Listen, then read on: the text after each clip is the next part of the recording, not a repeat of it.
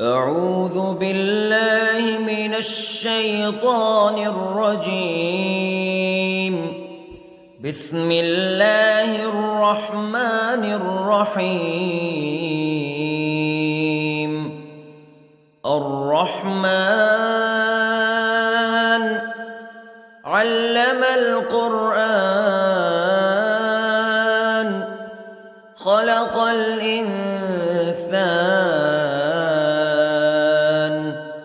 علمه البيان. الشمس والقمر بحسبان والنجم والشجر يسجدان والسماء رفعها ووضع الميزان ألا تطغوا في الميزان وأقيموا الوزن بالقسط ولا تخسروا الميزان. والأرض وضعها للأنام فيها فاكهة والنخل ذات الأكمام والحب ذو العصف والريحان فبأي آلاء ربكما تكذبان. خلق الإنسان من صلصال كالفخار وخلق الجان من مارج من نار فبأي آلاء ربكما تكذبان. رب المشرقين ورب المغربين فبأي آلاء ربكما تكذبان. مرج البحرين يلتقيان بينهما برزخ لا يبغيان فبأي آلاء ربكما تكذبان. يخرج منهما اللؤلؤ والمرجان فبأي آلاء ربكما تكذبان. وله الجوار المنشآت في البحر كالأعلام فبأي آلاء ربكما تكذبان. كل من عليها فان ويبقى وجه ربك ذو الجلال والإكرام فبأي آلاء ربكما تكذبان. يسأله من في السماوات والأرض كل يوم هو في شأن فبأي آلاء ربكما تكذبان. سنفرغ لكم أيها الثقلان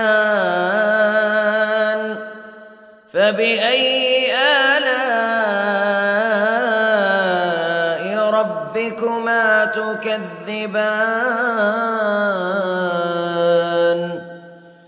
يا معشر الجن والإنس استطعتم أن تنفذوا من أقطار السماوات والأرض فانفذوا لا تنفذون إلا بسلطان فبأي آلاء ربكما تكذبان يرسل عليكما شواظ من نار ونحاس فلا تنتصران فبأي آلاء ربكما تكذبان فإذا انشقت السماء فكانت وردة كالدهان فبأي آلاء ربكما تكذبان فيومئذ لا يسأل عن ذنبه إنس ولا جان فبأي آلاء ربكما تكذبان يعرف المجرمون بسيماهم فيؤخذ بالنواصي والأقدام فبأي آلاء ربكما تكذبان